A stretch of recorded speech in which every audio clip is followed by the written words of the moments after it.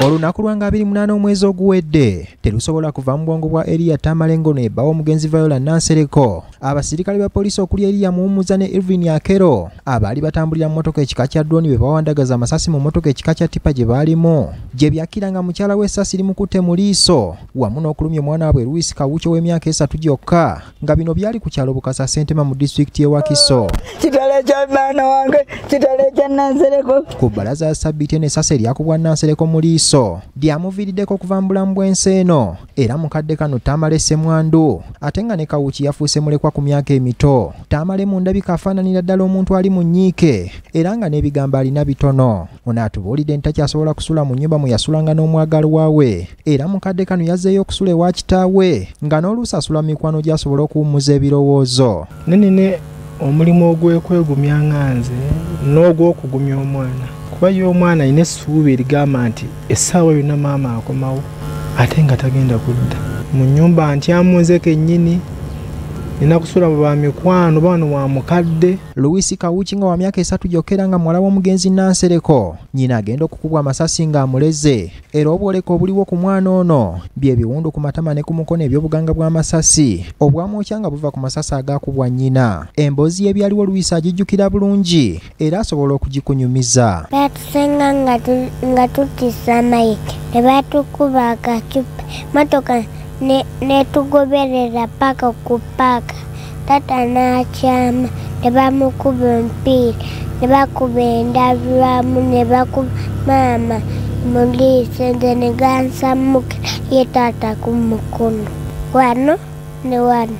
Maama tamutadde mu keesi nga tumusimbye kati netumutwala eyo mu lusuku netumuziika. Ekikwasa ennako wadde nga Kawuki akimanyi nti nnyina yafudde wabula musajja wattu alina essuubi nti ajja kuddamu amulabeko. Okumulaba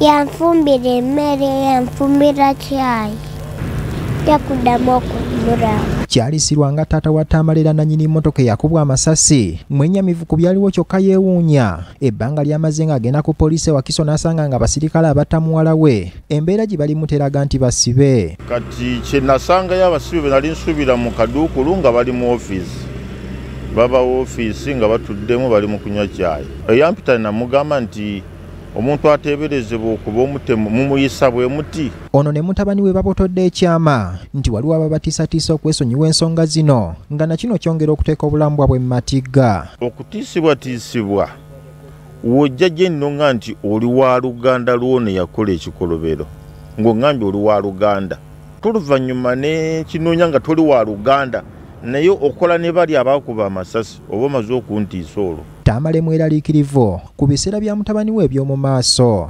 Kati bw'ogamba nti nno omwana tubadde tumuweerera nga tuli babiri nga nsigadde omu lwa lusozi lw'amaanyi.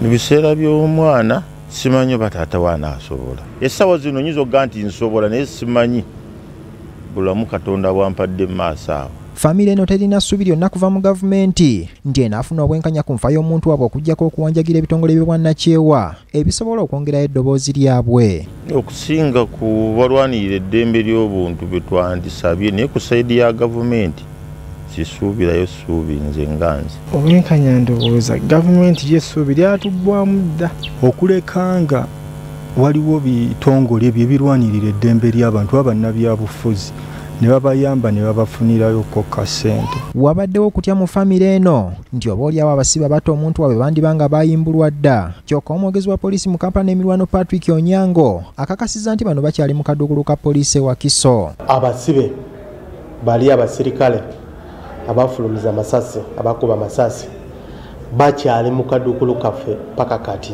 Bw'abuuziddwa ku ky'okuliyirira famire eno Onyango ambuulidde kino kikyali kizibu okukakasa kubanga ensonga zino zikyali mu kkooti. Dr. Livingstone Sewanyana omulwanizi w'eddembe ly'obuntu era akulira ekitongole ky'obwannakyewa ki Foundation for Human Rights Initiative ategeezezza nti ebikolwa by'abasirikale okukozesa obubi emmundu byoleka ebyaliwo ku mirembe egy'edda. Tutandise okulaba ebikolwa kumpi bye twali tulowooza nti twabyerabira okubeera nti kati byongedde okweyoleka nti waliwo abantu abatakwatibwako tebakwatibwako mateeka. Dr. Sewanya n'agamba bannayuganda bangi balina essuubi nga gavumenti etadde kamera ku nguudo, kyokka kyennyamiza okulaba nti ebikolwa by'okutta n'okuwamba abantu bibeerawo, wabula babikola ne batakwatibwa. Gavumenti evaayo kulaga bantu abo abenyigira mu bikolwa ebyo n'okubabonereza. Kitegeeza nti munnayuganda omuwi w'omusolo ku ssente ze ze bagulako kamera ezo talina kyaganyulwamu.